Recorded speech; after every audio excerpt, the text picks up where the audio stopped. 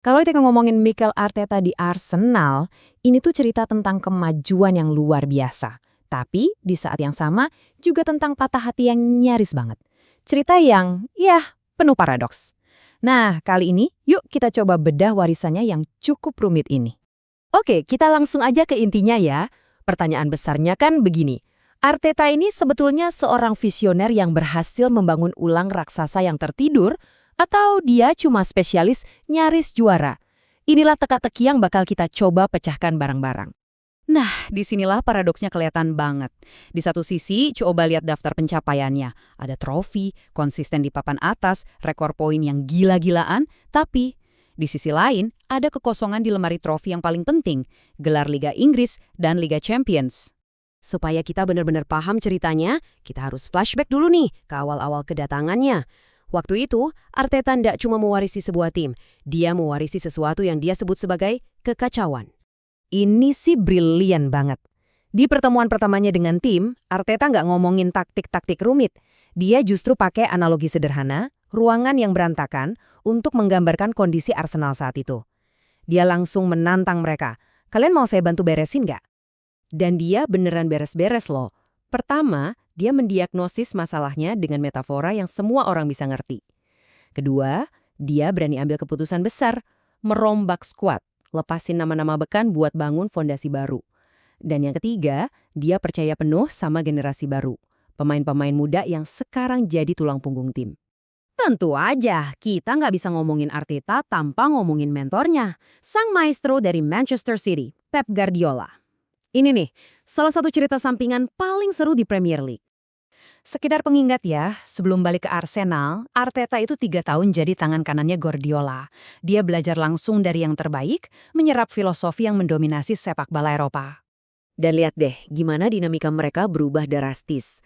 Awalnya, dalam 9 pertemuan pertama, sang guru, Guardiola, benar-benar dominan. Tapi coba lihat pergeserannya di 6 pertemuan terakhir. Sang murid, Arteta, malah nggak terkalahkan.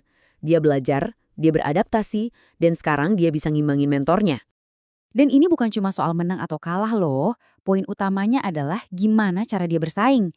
Di sebuah laga krusial, timnya Arteta justru ngalahin tim Guardiola dalam hal penguasaan bola. Sesuatu yang dulu kayaknya mustahil. Ini bukti kalau dia bukan lagi sekedar peniru, dia udah punya identitasnya sendiri. Oke, jadi setelah bersih-bersih dan keluar dari bayang-bayang Guardiola, progresnya Arsenal itu kelihatan kayak gimana sih secara nyata? Yuk kita lihat pendakian mereka. Garis waktu ini nunjukin banget pendakian yang stabil. Mulai dari piala domestik di awal-awal, terus jadi penantang gelar yang konsisten 3 musim berturut-turut, sampai akhirnya kembali jadi kekuatan yang disegani di Eropa. Ini kemajuan yang nggak bisa dibantah. Dan angka ini, 89, ini gila sih. Dapat 89 poin tapi nggak juara liga, itu nunjukin betapa ketatnya persaingan, tapi juga nunjukin seberapa hebatnya Arsenal di bawah Arteta. Mereka cuma beda 1 poin dari tim legendaris The Invincibles. Tapi ya disitulah letak paradoksnya. Semua kemajuan tadi membawa kita ke satu rintangan terakhir yang paling berat. Mengubah status dari nyaris menjadi juara. Arteta sendiri gimana? Dia tetap teguh sama keyakinannya. Dia percaya banget sama proses. Buat dia, konsistensi level tinggi ini adalah bukti kalau mereka udah di jalan yang benar buat akhirnya angkat trofi terbesar. Pada akhirnya, inilah pertanyaan yang bakal menentukan warisan dia di Arsenal. Semua fondasi yang luar biasa udah dibangun. Sekarang, pertanyaannya, bisa nggak dia pasang atapnya? Nah, ini yang menarik. Sementara dunia sepak bola masih memperdebatkan warisannya, dunia lain justru udah ngasih pengakuan.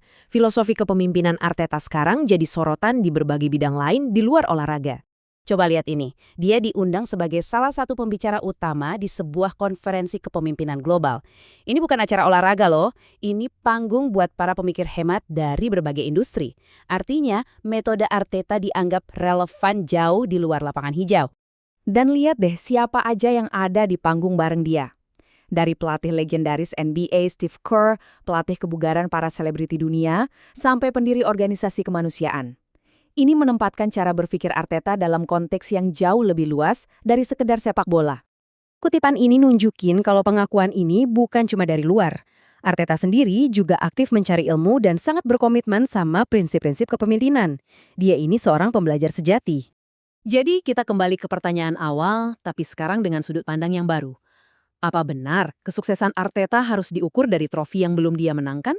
Atau jangan-jangan pencapaian terbesarnya justru transformasi budaya yang udah dia ciptakan? Sebuah proses yang mengubah ruangan berantakan menjadi fondasi yang super kokoh. Nah, itulah paradoks Arteta.